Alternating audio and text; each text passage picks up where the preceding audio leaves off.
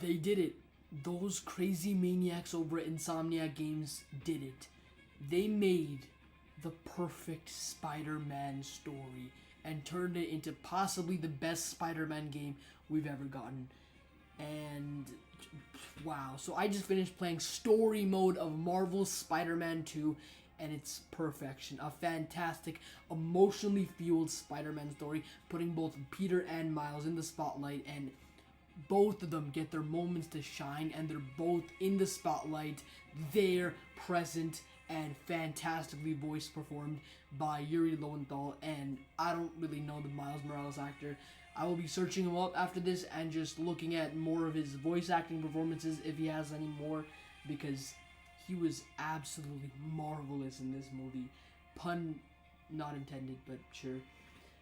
So this has some incredible boss fights, and this is crammed with villains, and a lot of people kinda got anxious about that because we've seen what happens in Spider-Man stories when they get a bunch of villains piled up into them. Spider-Man 3 by Sam Raimi, The Amazing Spider-Man 2, but when you have 40 hours or so, actually this is like 20 hours, the story mode itself, but when you have 20 hours, you can flesh these characters out, have incredible fights with them, with some of the best graphics I've seen in any video game in my entire life. Like, this looks absolutely phenomenal in 8K footage on the PlayStation 5. I mean, it is stunning, it is beautiful, and you get to see every drop of sweat and blood that the characters have on screen. Like, it is marvelous.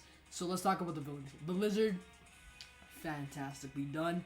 Sandman, greatly done. It was like the opening boss fight, and it was fantastic. I mean, just jumping right into the action, incredible.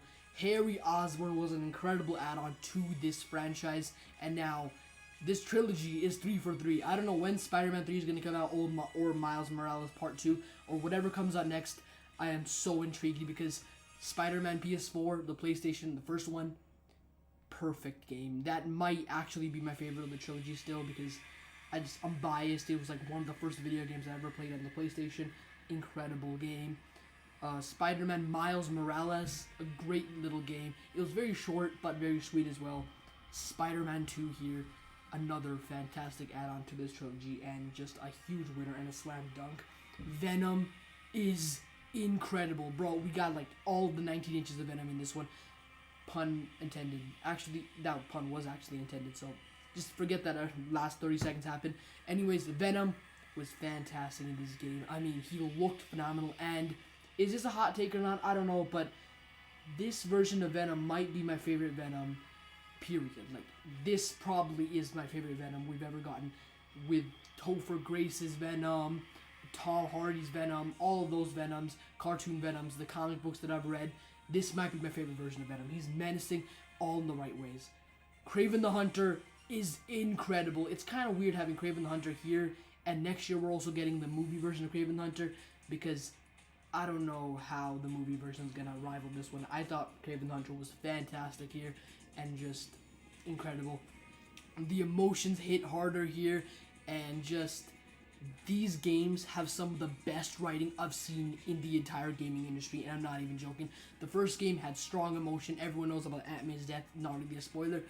And Miles Morales also brought up the emotion, and this game does that too. There's strong emotion in here that is quite likely to get you in tears, if I'm being honest. It didn't quite do it for me, but it was strong, and the writing is incredible. The dialogue is done very well, and all the new PlayStation 5 add-ons that they had here, incredible. They enhanced the story more, and it's incredible. The difference between PlayStation 4 and PlayStation 5 is very present here, because I remember playing Spider-Man on the PlayStation 4, and the graphics change is just very, very easy to see, and it's incredible. The swinging is phenomenally done, and overall, the suits are also incredible. Like, I could go on and say a bunch of stuff about this game, because it is truly the perfect Spider-Man story. Heart, emotion, what Peter Parker is supposed to do, and I'm a huge fan of Peter Parker being in high school. I love that. I think it's still better than him being an adult. But they did take that adult approach here, and they made Peter Parker a teacher, which fits him so perfectly. It was incredible. Spider-Man is back. This was an incredible game. and I'm so excited to see what Insomniac does next with this franchise and these characters. Fantastic game. I loved every bit of this. And now I'm gonna go play the side quests.